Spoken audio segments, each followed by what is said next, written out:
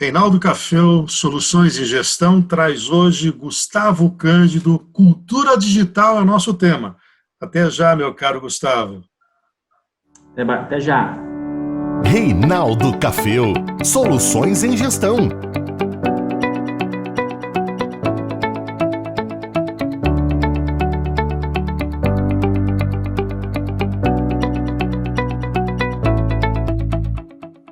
Olá, estamos aqui na Confraria de Negócios, você que já está habituado com esse nosso horário das 18 horas, a transmissão ao vivo pelo YouTube. O que é a Confraria de Negócios, você que não acompanhou os demais vídeos? É a junção de consultores, de estrategistas, de profissionais aqui da região de Bauru que atuam em pequenas, médias e grandes organizações. Eu tenho um escritório de consultoria, chama Reinaldo Cafeu Soluções de Gestão, sou associado regional da Fundação Dom Cabral. A Fundação Dom Cabral é a escola número 1 do Brasil e da América Latina em termos de negócios, e a 10ª no mundo. E eu tenho o prazer de receber hoje para essa conversa, para, neste momento de quarentena, de estarmos mais nas nossas casas e enfrentando a crise, o Gustavo Cândido. Tudo bem, Gustavo? Obrigado aí por estar fazendo parte tanto da confraria como também desse bate-papo. Joia, Café, tudo bem, pessoal? É um prazer enorme participar desse debate com você, dessa entrevista, né, dessa conversa sobre cultura digital, que é parte da programação Enfrentando a Crise aí da confraria, que também é um prazer participar da confraria, obviamente. Gustavo, bom, você fala um pouquinho da tua formação de jornalista, né? Também você tem aí especializações, fala um pouquinho da sua trajetória. Eu sou jornalista, formado pela Unesp, atuei na área do jornalismo como jornalista durante 20 anos, passei pelo Jornal da Cidade, pela editora Auto Astral, ali em várias funções. Estou na comunicação há mais de 20 anos, né? Também sou especialista em marketing digital e tenho atuado como consultor nos últimos 3 anos, e com especialidade em marketing digital, estratégia, inteligência digital, pela empresa que é a Inteligência Digital, nossa consultoria, do qual eu sou sócio com o Paulo Milreu, que vai estar aqui, inclusive participando na próxima sexta-feira, falando sobre outro tema que envolve transformação digital. Mas essa é a nossa especialidade, transformação digital. Eu também tenho produzido material educativo para os cursos de EAD do Senac de São Paulo, com alguns temas relacionados ao varejo, marketing, um livro de trade marketing, agora estou escrevendo um sobre autoatendimento e multicanalidade.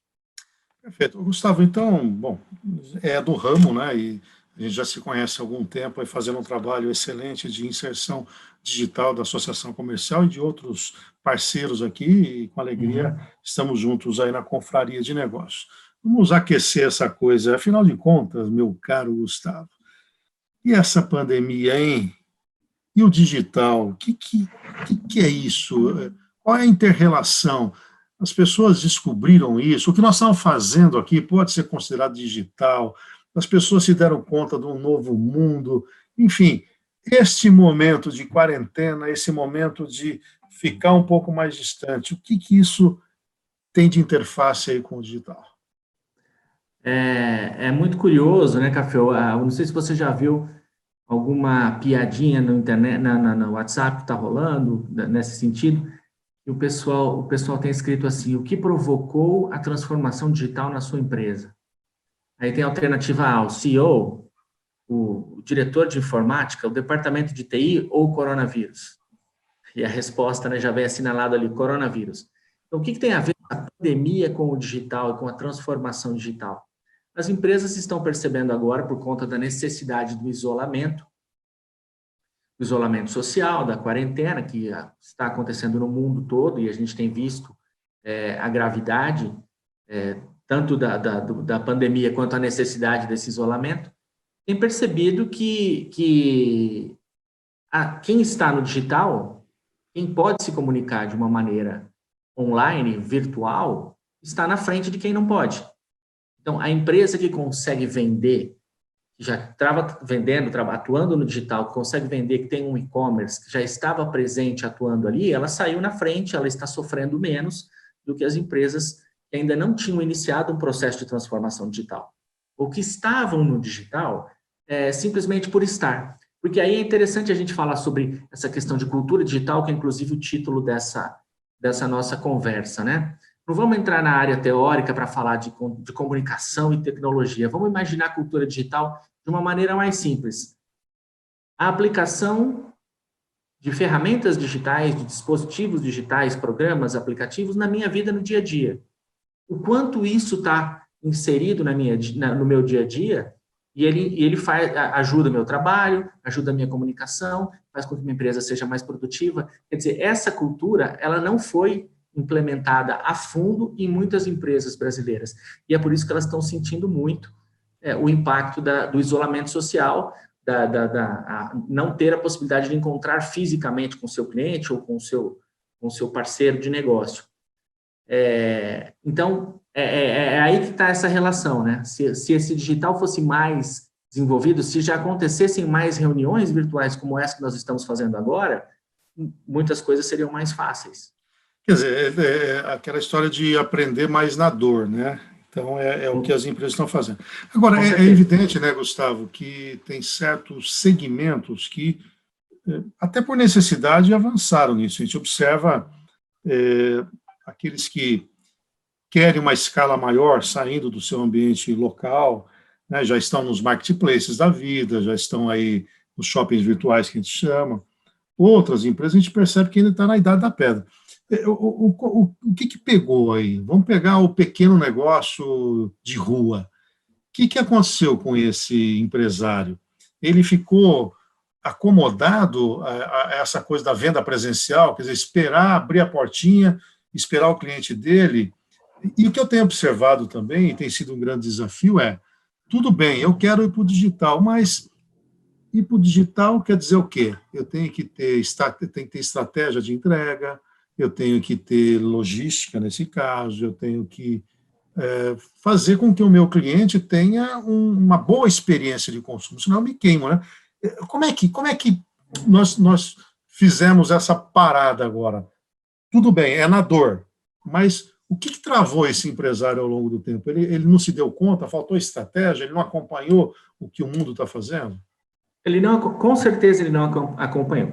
Existe uma pesquisa recente da Isobar Brasil, que a Isobar é uma empresa grande, uma multinacional de transformação digital, tem clientes grandes no mundo, e o escritório brasileiro fez uma pesquisa sobre o índice de maturidade digital das empresas brasileiras, publicada agora em janeiro desse ano. Eles analisaram basicamente 3 pilares: a inserção dessas empresas nas redes sociais, nas buscas orgânicas, o que eles chamam de search, né? É o quanto essas empresas podem ser encontradas quando uma pessoa procura lá no Google. E o terceiro pilar é o mobile, é o quanto elas são encontráveis, elas são navegáveis no celular. Porque a gente sabe hoje que a navegação na internet, a maioria das pessoas utiliza um aparelho de celular para entrar na internet, para se conectar. Ou seja, é preciso que o seu site, o seu e-commerce, ele seja responsivo, ou seja, funcione bem no celular. Enfim, analisando esses 3 pilares, a Isobar chegou à conclusão que 65% das empresas brasileiras, ou elas são iniciantes, a maturidade delas é bem baixa, ou elas estão no nível básico. Então, são 14% de iniciantes em nível básico. O que significa isso? Significa que desses 3 pilares, elas atuam apenas em um, e sem estratégia nenhuma. No máximo em um, e sem estratégia nenhuma. Ou seja, o que é isso, Caféu? Na prática, e amigos que estão assistindo aí agora. É aquela empresa que fala assim, eu preciso de internet, eu sei que tem internet, eu já ouvi falar, o meu concorrente tem ali, então eu vou criar um perfil no Facebook. Eu vou criar uma conta no Instagram. Eu vou criar um site, mas ele não se preocupa em alimentar essa rede social, em criar relacionamento com o seu cliente que está do outro lado, não se preocupa que esse site tenha um bom desempenho, que o site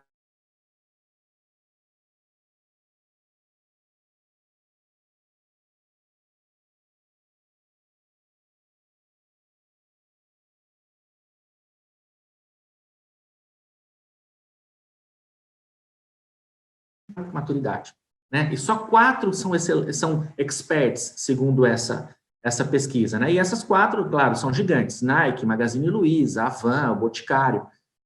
O que aconteceu com a grande maioria das empresas? eles perderam a oportunidade, sim, eles ficaram parados no tempo, acomodados com o processo natural de venda, com o processo natural de gestão, na verdade, com o modelo de negócios, que era um modelo de negócios muito eficiente no século XX. Alguns no século XIX, baseado no produto, baseado na porta. Eu tenho uma porta, eu abro uma porta, eu vendo meu produto para quem entra na minha loja. Então, embora eles saibam que existe a internet, e aqui no Brasil eu costumo dizer o seguinte, nós temos a capacidade de enxergar o futuro, porque o futuro é Estados Unidos, Europa e Ásia, principalmente China e Japão. Nós temos a capacidade de olhar para esses mercados hoje, entender exatamente o que está acontecendo lá e espelhar a experiência que eles estão tendo ali aqui no Brasil, porque o que acontece lá chega aqui alguns meses depois. A gente poderia estar muito mais adiantado nessa transformação digital se a gente seguisse os exemplos do que acontece lá. Mas para isso exige, obviamente, a cabeça, você tem que ter um mindset voltado para o futuro e não para o passado, e você tem, obviamente, fazer investimento. Aí entra uma outra questão relacionada ao digital, que investimento e mindset tem muito a ver, né? O investimento no digital, ele é relativamente pequeno, se você comparar com o investimento que este empresário, este profissional fez durante a vida toda.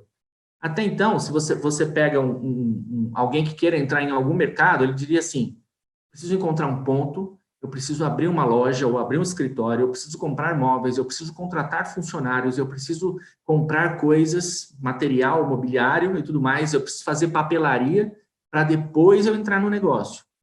Hoje em dia, e para isso ele gastaria uma grana, o seu investimento é alto. Se você disser para ele assim, e eu diria agora, já digo agora, você pode fazer tudo isso virtualmente, através de um site, ou através de plataformas que oferecem todos esses tipos de serviços de uma maneira mais acessível, sem ter contratação de tantos funcionários. Você vai ter um investimento muito menor e vai ser muito mais eficiente, porque eu garanto que mais pessoas vão entrar no seu site do que vão passar na frente da sua loja. E o investimento para divulgação disso, mesmo que sua loja seja no shopping, no principal shopping da principal cidade. Então, não concorre ele ter a loja física com essa pegada virtual. Veja bem, ela concorre, Café, ao mesmo tempo, alguns anos atrás, na NRF, que é a maior feira de varejo em Nova York, que acontece todo ano, a discussão era o varejo físico vai acabar. Né? 4 ou 5 anos atrás, essa era o grande medo, o varejo físico vai acabar. Hoje já se sabe que o varejo físico não vai acabar. Vai ser necessário ainda que exista uma loja, exista um lugar onde o cliente vá experimentar o produto, conhecer o produto, tirar dúvidas sobre o produto, ser atendido por um vendedor que não vai tentar ficar empurrando para ele o produto, mas vai servir como consultor de venda para que ele entenda aquilo, e essa venda se concretize ou ali na loja mesmo, ou no site dessa loja. Então, vai ser necessário que exista o físico para que ele dê suporte para o digital e vice-versa. E aí a gente entra na questão dos canais que se integram, que é a tendência do omnichannel de hoje, né? Agora, da sua experiência, do que você tem acompanhado, como é que as empresas estão contornando a questão da crise? Você tem algum exemplo de quem está se reinventando nesse momento louco, né?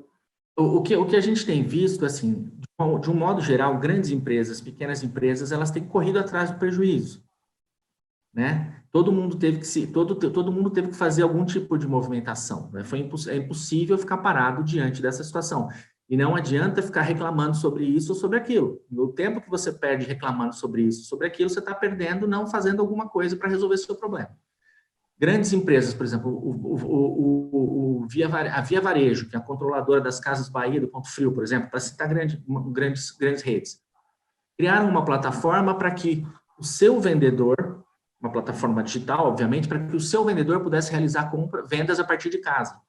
A partir do celular dele, a empresa fornece uma lista de clientes, ele entra pelo celular e entra em contato com esses clientes via WhatsApp, via telefone e tenta fazer uma negociação por ali. Ou seja, fazer uma venda virtual.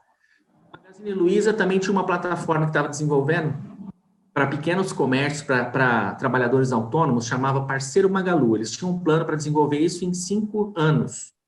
Eles desenvolveram em 5 dias. Para quê? Para poder viabilizar para esses parceiros a chance de poder vender produtos do Magazine Luiza também através do digital. Cria um canalzinho ali, e tenta vender. A Mondelez, recentemente, por conta da Páscoa, quer dizer, as empresas que trabalham com chocolate, que trabalham com doce, com produtos relacionados à Páscoa, que a gente viu nas últimas semanas, elas estavam sofrendo por isso, porque, obviamente, as pessoas estavam indo ao supermercado, mas estavam focando as suas compras em itens básicos de consumo e também alguns itens de outros segmentos que aumentaram, né? Produto de limpeza, produto de higiene, os chocolates acabaram ficando em segundo plano. A Mondelez criou uma loja virtual, um e-commerce, em 2 dias. Existe uma matéria, inclusive, publicada recentemente aí na Exame, na qual eles dizem, criamos um e-commerce em 2 dias. Se por um lado, isso são grandes empresas, né? Aqui em Bauru, a gente pode ter um exemplo, né? Nós temos um exemplo do Não Para Bauru, né? A iniciativa... Então, eu queria chegar aí, que é trabalhar no regional, né? Porque, tudo bem, a capacidade financeira da Via Varejo, da Magalu, sim. é uma coisa louca, descarrega um caminhão de dinheiro aí. Eu fico imaginando o sujeito que tem uma lojinha no shopping, o shopping ficou fechado, e veja que no shopping eu já estou colocando uma empresa um pouco mais estruturada, né? Sim. Aí vamos pegar o caso mesmo do Ovos de Páscoa, né? Eu tive uma experiência com uma franquia da Copenhague que ele soltou na internet e o dono mesmo fazia as entregas aí em nível local. Mas nós estamos falando de digital para ampliar o mercado. Então, o que seria rápido fazer agora? O pequeno, ele faria um escopo mais regionalizado para ele poder atingir e ir experimentando, ou ele já entra num marketplace, até você pode explicar o que é um marketplace, para ter já uma escala mais global? O que seria no momento em que o horizonte de voltar a abrir minha porta parece que está cada vez mais distante? É o tal da curva daqui e dali, e essa curva não achata, e cada 15 dias vem um novo decreto, me deixa de novo fechado, e eu tenho que pagar minhas contas. O que esse pequeno faz nesse momento? Temos duas questões aqui. É o seguinte, a gente tem que ser realista, realmente.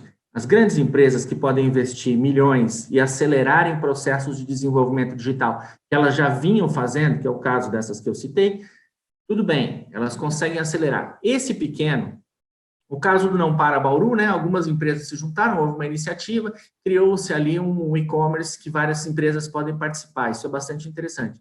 O pequeno, que não tinha essa presença, ele precisa... Temos que ser realistas e pensar o seguinte, você não vai conseguir criar hoje um negócio e sair vendendo do nada.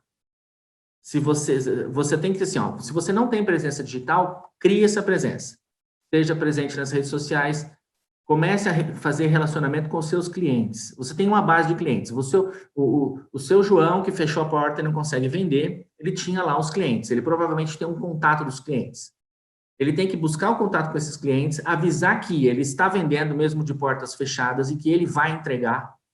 A gente tem visto muitas lojas assim aqui em Bauru. A gente passa e vê a porta, delivery, estou entregando, a compra pode ser feita aqui e ali. Quando você tem uma presença digital, isso fica mais fácil. É aí que eu digo, se todo mundo tivesse um site e pudesse simplesmente dizer, olha, meu cliente fiel, eu não estou com a porta fechada, mas você pode continuar comprando o produto no meu site. Ele já teria alguma fonte de saída, né? Já teria uma fonte de renda. Esse seria o primeiro caminho. Ele tem que buscar um contato com o cliente, porque primeiro ele tem que buscar a sua base de cliente ali, entrar em contato com esse cliente e dizer, olha, eu estou vendendo de tal maneira. Porque é possível vender. A questão do isolamento é assim, a sua porta está fechada, você não pode receber clientes ali dentro. Isso não quer dizer que você não pode vender. Você pode vender, você tem que investir. Você deve. Você pode fazer a entrega. São duas coisas bem diferentes, né? Às vezes parece, fechou a porta, eu não posso vender. Não, você pode vender. Você não pode enfiar gente dentro do seu estabelecimento.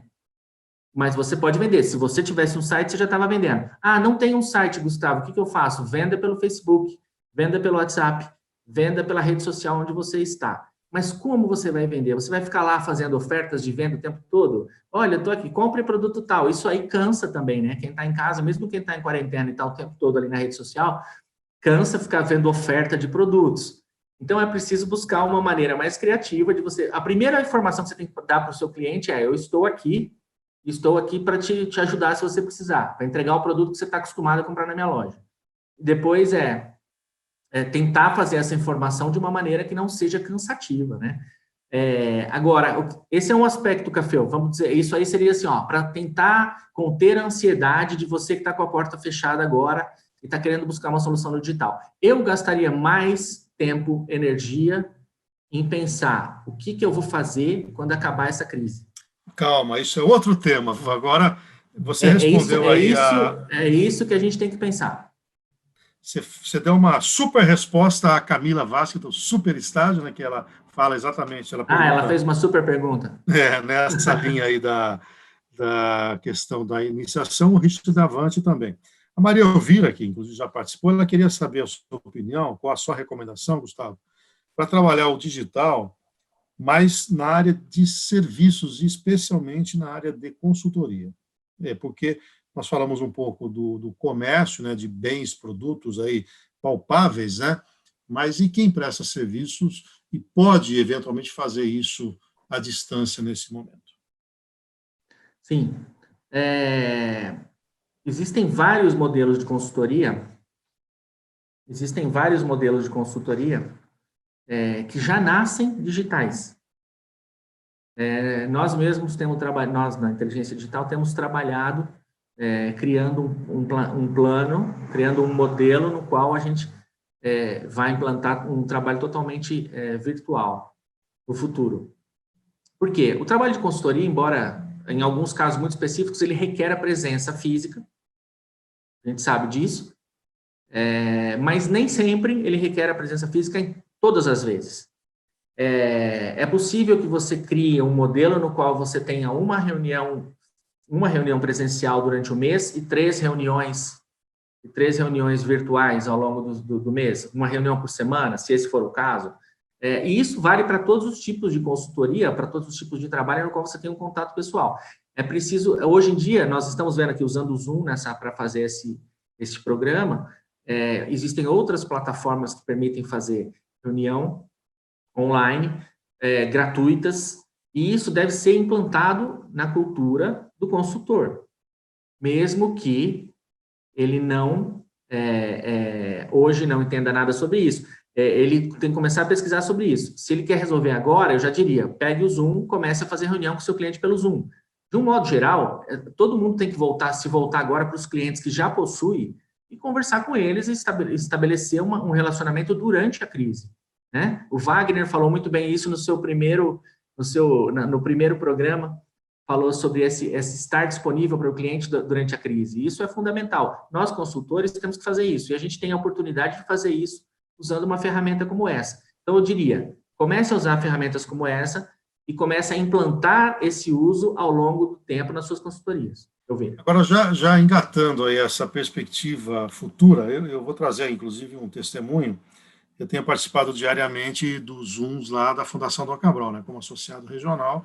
Nós estamos discutindo, porque a maior parte das entregas da Dom Cabral, elas são feitas presencialmente, né, pouca coisa era feita virtualmente, e agora você tem uma série de contratos e encontros, inclusive intercâmbio, etc. Mas ontem surgiu um tema que já é em perspectiva, porque está assim, de um lado, todos nós descobrimos o virtual e falamos, puxa vida, talvez eu não precise ir no meu cliente ficar 2 horas num carro para atendê-lo e voltar mais 2 horas. Por outro lado, ontem a discussão estava centrada, mas será que não vai ter uma overdose pós-pandemia de todo mundo querer virtual e esse profissional que vai receber o treinamento, esse empresário que vai receber a consultoria, ele não estaria...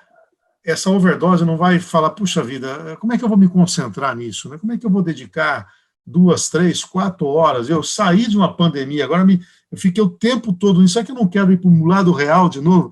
Como é que vai ser esse preparo das organizações, de nós, profissionais, para ter uma dosagem adequada, um equilíbrio nisso? Porque é assim, infelizmente, na vida é assim, né? É 8 ou 800, nunca era virtual, agora eu quero tudo virtual. Vê o caso do EAD, já é uma realidade. Os alunos estão experimentando à distância, mas e a convivência, né? Aquela coisa de troca de experiência do dia a dia. Então, fala um pouquinho o que vai acontecer e, principalmente, como é que as empresas devem tratar esse tema daqui para frente para equilibrar, né? Café, eu gosto muito, enquanto você estava falando, eu estava aqui sorrindo aqui, porque eu gosto muito de pensar o que a gente está vivendo hoje, sempre com uma perspectiva histórica. Eu gosto muito de história e eu gosto de analisar momentos históricos, e embora quando a gente fala do digital, as pessoas elas têm a percepção de que a gente está vivendo uma revolução muito inédita e que nunca aconteceu na história da humanidade, e ai meu Deus, vai acabar o meu negócio, mas revoluções como essas já aconteceram antes na história da humanidade, e aqueles que souberam se adaptar sobreviveram. Isso aconteceu na Revolução Industrial, isso aconteceu no começo da Revolução Industrial, quando se implantaram as máquinas e o processo de produção mudou. Isso aconteceu no final da Revolução Industrial, quando a gente já tinha ali eletricidade, e a eletricidade revolucionou a maneira como as pessoas também consumiam e se produziam. Ou seja, essas revoluções elas estão acontecendo o tempo todo. Você estava falando do excesso de uso das reuniões virtuais, de webinars e tudo mais. Eu lembrei do telefone. O telefone, quando surgiu, obviamente eu não sou uma testemunha do fato, mas né, gosto de história. O telefone, quando surgiu, ele era visto como uma máquina revolucionária, mas ao mesmo tempo invasiva, ficava dentro da casa da pessoa. Pô, eu vou ligar, como que eu vou falar com a pessoa? Até então, a maneira de eu falar com alguém era por carta, e isso demorava um tempo. Como de uma hora para outra eu tenho uma ferramenta que me permite ouvir a voz de uma pessoa e ouvir a resposta dela ao mesmo tempo. Isso era altamente revolucionário. Quando as empresas começaram a ter telefone, divulgar o telefone, e os clientes começaram a ter acesso ao telefone das empresas para poder fazer pedido, todo mundo queria falar por telefone. Tanto que surgiram depois os call centers, surgiu depois a venda por telefone, que é um inferno. E depois isso foi acalmando, até que hoje ninguém usa mais o telefone. A gente até reclama quando o telefone toca, porque você não quer mais falar no telefone. Então, assim, esses exageros, esses 8 e 80, eles vão acontecer até que a coisa se equalize. Eu acho que a tendência, nós não vamos fugir do fato de que esses tipos de serviço, de atendimentos, de canais, eles vão ser mais utilizados. E aí gosto de citar mais uma pesquisa. Da Opinion Box, que saiu agora recentemente, realizada no final de março e agora em abril, sobre mudança do comportamento do consumidor durante a quarentena. E ela bate com uma pesquisa da McKinsey feita na China, com as cidades que já estão saindo da quarentena. Basicamente, a pergunta é, o que mudou na sua vida nesse período? E aí você tem um aumento de compra online no supermercado, um aumento de delivery de comida, um aumento de delivery de farmácia, você tem a compra de mais conteúdo pago na televisão, você tem compra de alguns tipos de produto do que outros, você tem mais realização de reunião virtual, mais uso de redes sociais. Esses comportamentos que estão sendo descobertos durante esse período, eles vão continuar após esse período. Eles vão continuar. É quase como você experimentar. Você sempre pede um prato no restaurante, chega um dia lá que você fala assim, o cara fala para você, não tem esse ingrediente. Você é obrigado a pedir outro prato, e aí você gosta mais do segundo do que aquele que você estava acostumado. Aí você não volta mais a pedir aquele que você estava acostumado. Você mudou de fase. Nós estamos passando por esse processo de transformação. Na verdade, a transformação digital como um todo é isso. É uma grande mudança de fase. Está demorando alguns anos, né, já algumas décadas, mas que vai nos levar para um momento no qual nós não vamos mais ter o comportamento que a gente tinha antes. Quando a gente voltar dessa crise, esse é um grande erro, né? É a gente achar que, ao acelerar a volta, eu vou ter a mesma realidade que eu tinha em janeiro, que eu tinha em fevereiro. Quando a gente voltar dessa crise, algumas pessoas vão continuar pedindo delivery, ao invés de ir ao restaurante, vão continuar comprando mais produtos X, Y, Z do que compravam outros, vão descobrir que não precisavam tanto assim de alguns produtos. E as empresas vão sentir isso, vão falar, peraí, antes eu tinha tantos clientes, agora eu não tenho mais. Por quê? Perdi durante a crise. E por que ele perdeu? Porque aquele cliente descobriu que talvez precisasse de outro produto, não do dele. Enfim, isso é a evolução natural do mercado. Agora, vai haver um uso exagerado do digital? Não acredito, vai haver um uso natural do digital. O que eu acho que nós estamos passando agora é por um processo no qual as pessoas estão descobrindo a força, na dor, que elas podem fazer algumas coisas que elas não faziam antes por mero bloqueio cultural. Agora, vai exigir, talvez, um reposicionamento do plano estratégico da empresa, né? Ela terá Até ontem, Perfeito. ela era tradicional, aquela Perfeito. própria mídia, porque a gente já também observa essa questão do digital, né? E aprendi muito com vocês nesse aspecto, mas também anos de consultoria. Você fala, eu estou no digital, o meu filho pôs a gente no Facebook, lá eu estou no digital. Então, na verdade, essas empresas vão ter que sentar, e eu diria até nem terão que sentar, já deveriam estar, né? Aquelas que estão hoje aí, até com um nível de atividade mais reduzida, seria um momento olha, a minha estratégia enquanto negócio está indo para um outro caminho a partir de agora. Né? Eu acho que quem tiver a capacidade de agir rápido agora, já entra com meio caminho andado ali na frente. Né? Não sei se você pensa da mesma maneira. Com certeza. E é preciso pensar que, voltando até um pouco ao que você perguntou ali no começo, o que aconteceu com essa empresa que ela ficou parada? Mudar, eu acho que a Elvira disse isso também na participação dela, mudar é doloroso. Você tem um processo que você já estabeleceu, um plano de negócios ou um modelo de negócios que você utiliza e que durante muito tempo funcionou.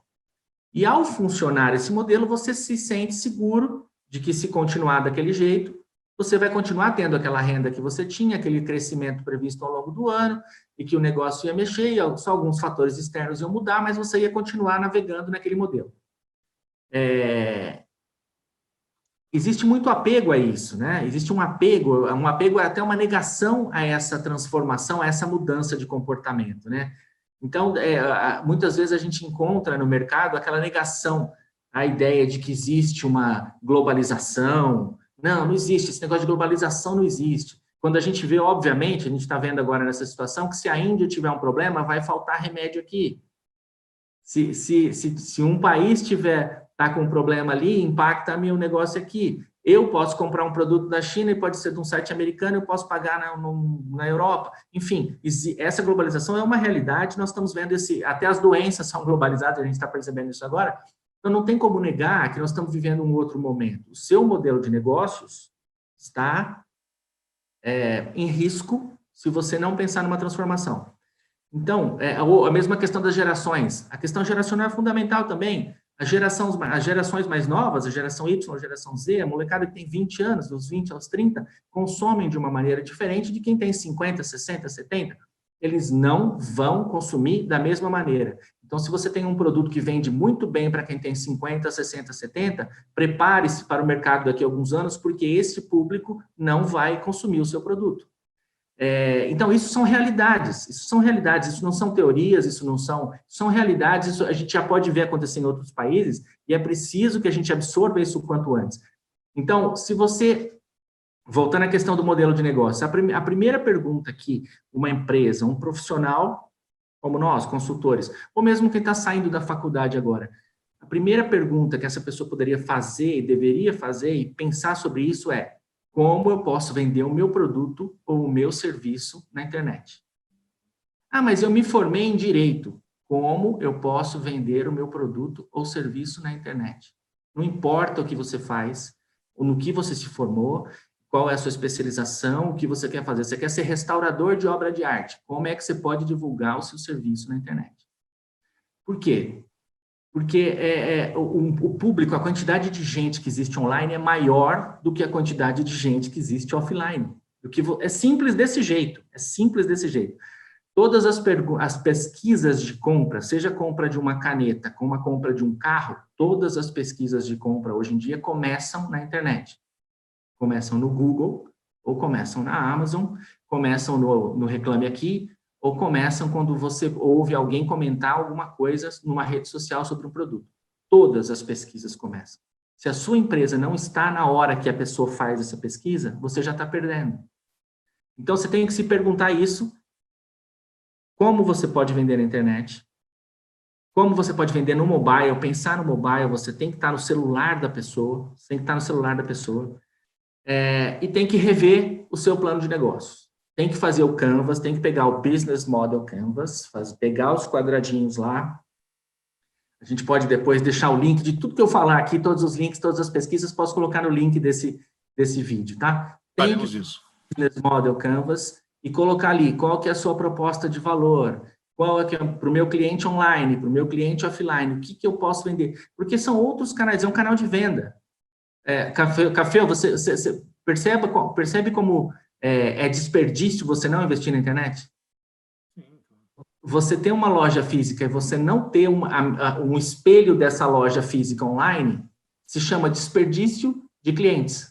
Claro, porque você estaria só aguardando a venda presencial, mas a gente volta naquele ponto lá de trás, lá atrás que a gente conversou, né?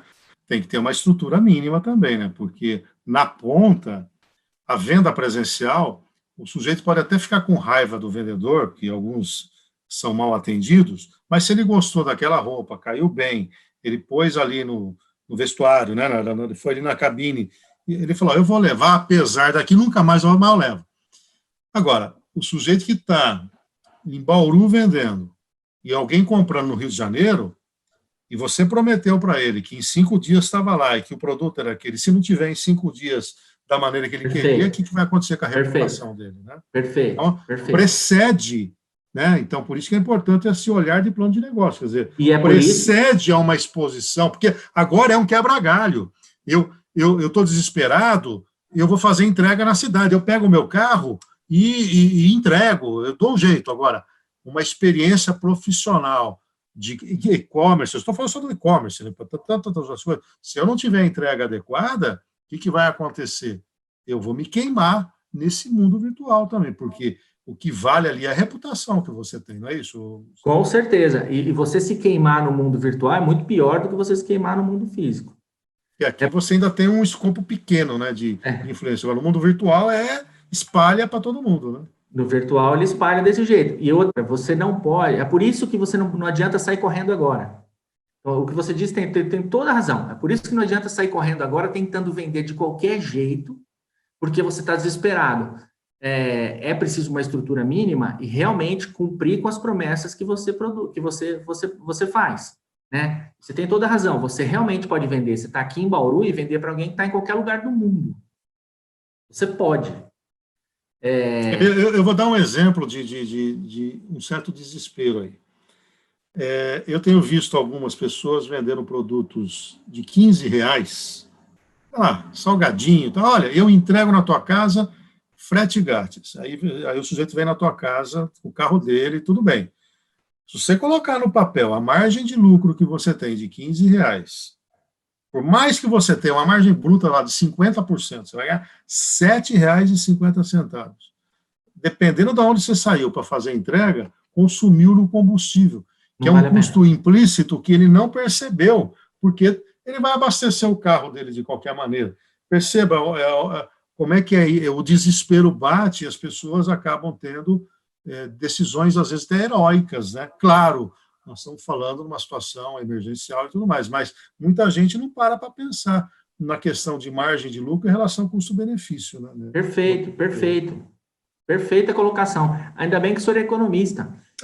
Verdade. Deixa eu fazer uma pergunta aqui. O Wagner, que você citou aí há pouco, né, nosso parceiro na confraria, ele faz o seguinte, o que é considerado disruptivo hoje no marketing digital e o que está além desta curva existente e como vamos nos preparar. Então, o que está sendo corrompido nesse momento? Né? Está tendo uma cisão do marketing digital, ou não está tendo? Aquilo que já se colocava do marketing digital só está confirmando que quem fez a liçãozinha de casa está tendo vantagem nesse momento.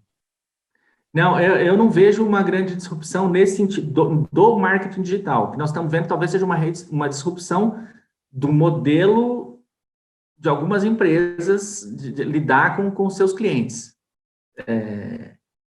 Como a empresa pensa a venda e pensa o relacionamento com os clientes. Agora, num conceito de destruição criativa, não entrariam certas coisas, porque está sendo na dor, né? Porque a destruição criativa, de alguma maneira, é induzida. Eu prefiro terminar com esse negócio criativamente para eu poder recomeçar. Isso, mas assim, a destruição criativa, ela deve ser feita no momento de paz, né? Não no momento de crise, porque você não consegue pensar criativa. Ela não seria criativa aí, né? Ela seria desesperada. Positiva.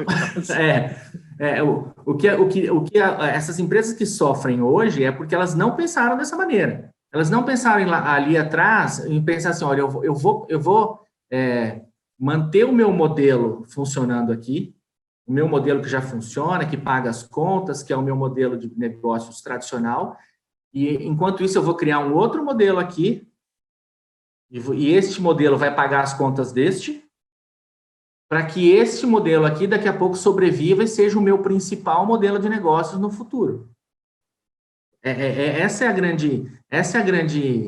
E por que não vejo uma grande disrupção? Nós não podemos falar que hoje essa crise introduziu novas ferramentas, novos comportamentos. Ela expôs a necessidade, ela expôs a existência de várias ferramentas que já existem, expôs a necessidade das pessoas estarem online como elas já estavam antes, como elas já podiam estar antes, ela expôs algumas necessidades.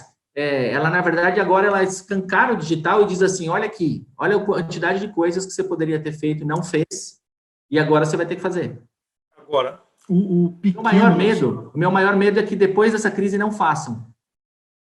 Ah, tá, e voltar ao status anterior, né, que é aquela coisa de não aprender com a crise, né, que é o grande risco que nós corremos, né? Exato. Que é muito comum. A gente, em finanças, você citou aí que eu sou economista, quando teve a crise do subprime lá nos Estados Unidos, que inventaram dinheiro, na verdade, no mesmo pacote, sim, a leitura é o seguinte: daqui a algum tempo, algum outro louco, engenheiro financeiro, vai botar outra coisa no mercado e os caras vão entrar. Vão comprar, Não aprenderam, né? Mas deixa eu falar uma coisa para a gente já para o encerramento do nosso bate-papo, está muito bom, a gente poderia ficar até amanhã aqui conversando. E a questão da Lei Geral de Proteção de Dados. Esse pequeno não sabe nem do que se trata.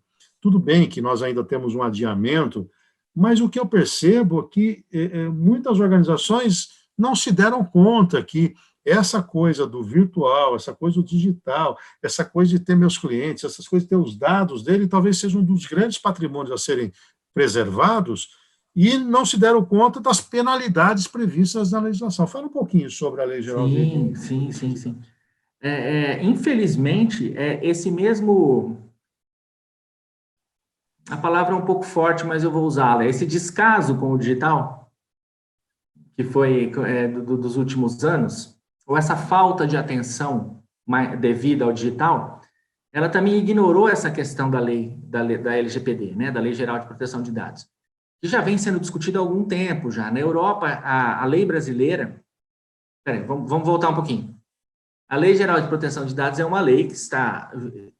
Para entrar em vigor, entraria em vigor ano passado, foi adiada para agora, agosto desse ano, e mais uma vez agora ela está no Congresso, já foi aprovado no Senado, um adiamento para 1º de janeiro de 2021. Este adiamento deve ser aprovado na Câmara, deve ser sancionado pelo presidente, até porque o governo teria que destinar recursos para criar uma estrutura de fiscalização para colocar essa lei funcionando, e esses recursos agora vão ser destinados ao combate do coronavírus. Enfim, a lei deve ser adiada para janeiro. Mas mesmo que fosse agora, mas mesmo janeiro está em cima. O que essa lei diz? Basicamente, para não ser muito técnico também, para não ficar muito... Até porque não é a minha especialidade, que você que lida com dados, você tem dados dos seus clientes. Você guarda essas informações em algum lugar, num CRM, de alguma maneira você tem um banco de dados. Por incrível que pareça, muitas empresas têm o CRM e não utilizam, muitas nem sabem o que é CRM. Mas vamos imaginar que você tenha e você guarde esses dados. Esses dados eles precisam ser guardados com segurança. Para que não ocorra vazamento, para que o seu CPF não parar em algum lugar, para que não haja crimes, para que eu, como cliente, me sinta mais seguro para fazer uma relação com a sua empresa, para fazer uma compra, e para que eu, como cliente, também possa dizer assim, olha, eu não quero que você use meus dados. Eu não quero que o meu CPF vá parar em tal lugar, eu não quero que o meu endereço vá parar em tal lugar, eu não quero receber ligações telefônicas de uma empresa X que eu não conheço porque você passou os meus dados para essa empresa. Ou seja, é preciso que exista uma lei para regulamentar essa segurança de dados. Existe uma lei na Europa, que já foi aprovada há alguns anos, que é uma lei muito boa, na qual é baseada a lei brasileira. Existe uma lei na Califórnia, que entrou em vigor agora esse ano também, que é um pouco diferente da europeia, mas também bastante restritiva, prevê uma segurança muito grande, e ela demanda das empresas uma estrutura tanto física, preciso ter um funcionário que seja o responsável pelos dados da empresa, vai precisar existir essa figura, e também uma física no sentido de equipamento de hardware, né, de software e hardware, para que ela armazene esses dados com segurança. Ou seja, todas as empresas vão precisar se adequar a essa lei. Todas vão precisar ter um responsável pela segurança dos dados. Todas vão precisar manter esses dados de uma maneira segura. E vai haver uma fiscalização, que vai multar de forma bem pesada as empresas que estiverem seguindo essa lei. Ou seja, isso é uma coisa para se pensar também. Agora houve esse adiamento, ganha-se mais alguns meses para se pensar nisso. Mas faz parte do digital. Faz parte do processo que vem junto com o digital. Se hoje a maioria dos seus clientes está no digital e os dados são realmente o maior valor que você tem, a gente costuma até dizer, eu não sei de quem é a frase, mas a gente diz assim, se algum serviço está sendo oferecido para você de graça, então você é o produto, né? Porque eles estão utilizando os seus dados para fazer alguma coisa, né? O Facebook está utilizando os seus dados, o Twitter está utilizando os seus dados, todas as redes sociais que estão oferecidas de graça estão utilizando. Então, dados são coisas importantes e precisam ser mantidas com segurança.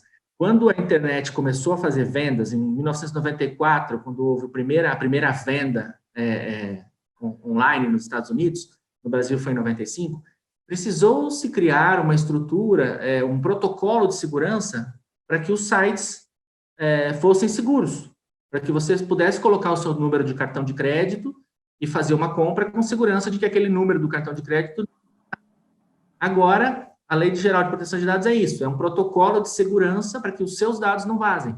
Ou seja, é preciso pensar nisso, é preciso se informar melhor sobre isso e correr, empresários, todo mundo, é preciso correr, porque isso vai pegar. Inclusive, há quem diga e projeta no mundo financeiro que pode até ter dinheiro sem juros, o maior valor serão seus dados. Então, com certeza. O sistema vai ser... Olha, nós temos inúmeras perguntas, depois a gente vai encaminhar para você responder, mas vou fechar aqui com a do Ricardo Rocha, também parceiro aí da confraria.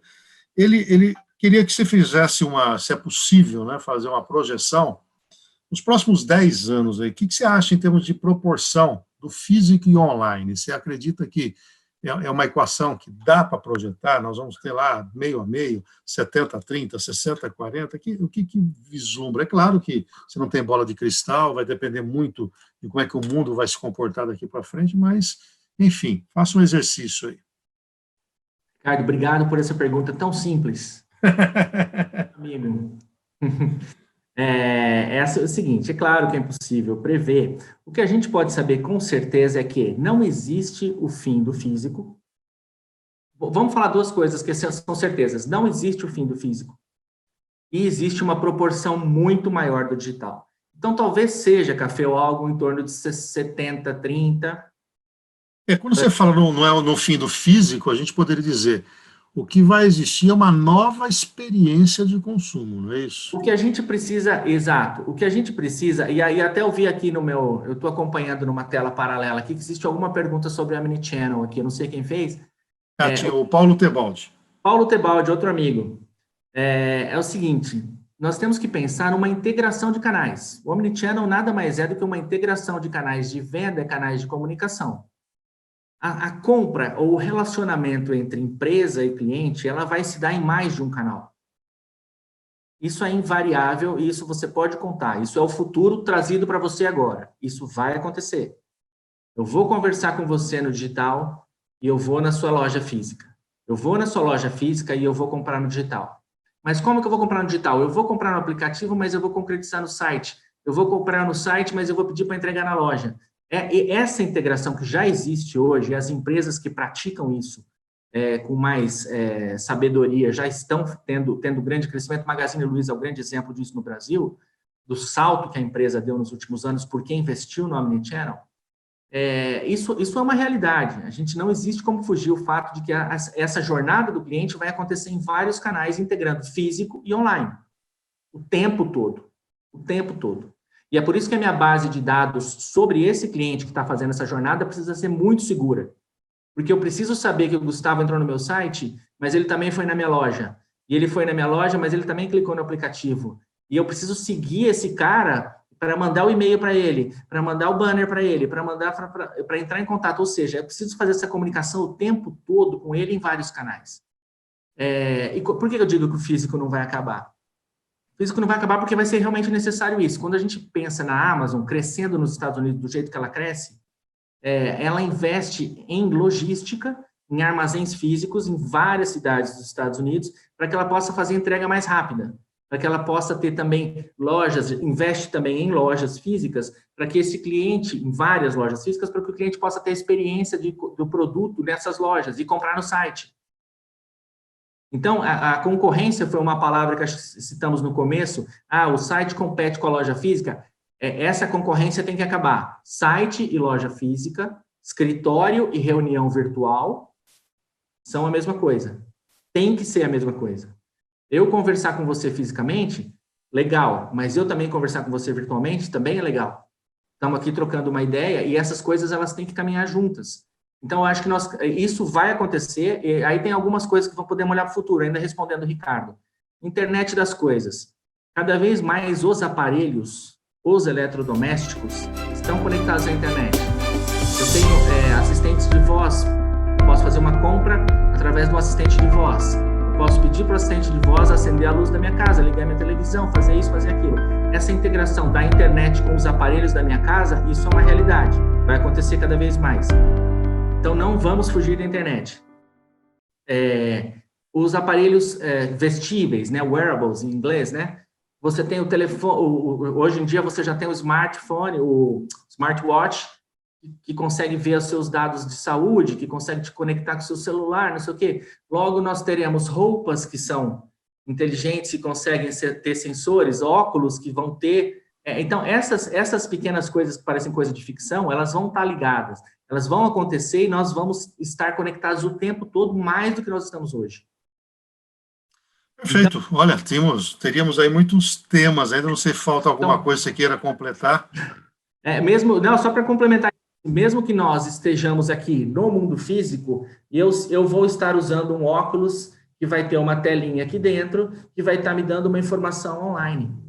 Quer dizer... Ou seja, é um caminho sem volta e cada vez mais incorporado à rotina das pessoas, o que vai exigir segurança de dados, segurança da informação, né? Nós estamos tendo um problema com o home office hoje, que é exatamente o fato do sujeito estar distante da empresa dele, trazendo as informações da empresa, e as residências não estão tão seguras, né? Tem gente hackeando pelo robozinho da casa lá que está... como auxiliar, né? Isso tudo é um desafio para ser enfrentado, né? É preciso pensar que esse desafio está aqui dentro, Caféu, mais do que qualquer outra coisa. Essa questão dos dados, é importante você ter citado isso. Existe um preconceito, a gente percebe ainda com a colocação de dados na nuvem. Mas eu vou jogar os meus dados na nuvem, mas eles estão seguros na nuvem? Aí, por que isso? Você tem a impressão que eles estão seguros se eles estiverem num HD? Se eles estiverem guardados ali num computador que pode queimar? Então, a gente tem essa percepção de que o físico é a segurança. E essa é a grande chave que a gente deva virar. O físico não é a segurança. A gente precisa e fazer essa transformação. Legal, Gustavo, foi muito positivo aí, muito obrigado pela sua entrevista, pelo bate-papo, é um propósito nosso da confraria, você é um dos mentores também da confraria e sabe que nesse momento todos nós queremos de alguma maneira contribuir com os empreendedores, com os profissionais, e esses nossos bate-papos têm ido aí. Temos, como eu falei, outras perguntas, a gente vai encaminhar para você. O Ricardo entendeu que seria 70-30, então ele casou com esse número. Como ele é economista, né? Então é tudo. Ricardo é economista também, ó. Cartesiano. Falar em economista, amanhã nós vamos ter às 18 horas, ao vivo também aqui no YouTube, o Carlos Moreira. O Carlos Moreira é um profissional que trilhou uma carreira dentro das organizações como empreendedor e hoje trabalha com consultoria. E o nosso tema amanhã é planejamento estratégico e orçamento no enfrentamento da crise. Lembrando que esse vídeo que nós fizemos aqui com o Gustavo, foi gravado, daqui a pouquinho já vai estar postado no YouTube, também no canal Reinaldo Café Soluções de Gestão, e lá no site da Associação Comercial, no ACIB Orienta. Lembrando também que temos o vídeo de vendas com o Wagner Moraes, já temos o vídeo de finanças com o Marcos Ferrari, o de contratos e área jurídica com o Dr. Fábio Maia. Ontem nós falamos com o Milton de Biasi sobre liderança. Na sexta-feira nós temos aí o vídeo com a Maria Elvira Escapol falando um pouco da saúde emocional, e agora com o Gustavo Cândido, Esse Mundo Digital. Amanhã, não perca, às 18 horas, Confraria de Negócios, trazendo para você informação. Gustavo, boa noite. Pode abrir aquele vinho, tá? Nesse momento. Vamos abrir aquele vinho. Nem tudo é digital nessa vida. É, isso mesmo. Tá aí uma coisa que eu não abro mão no mundo real. Um forte abraço para você. Obrigado. Tchau, gente. Obrigado pela audiência. Tchau. Tchau, tchau.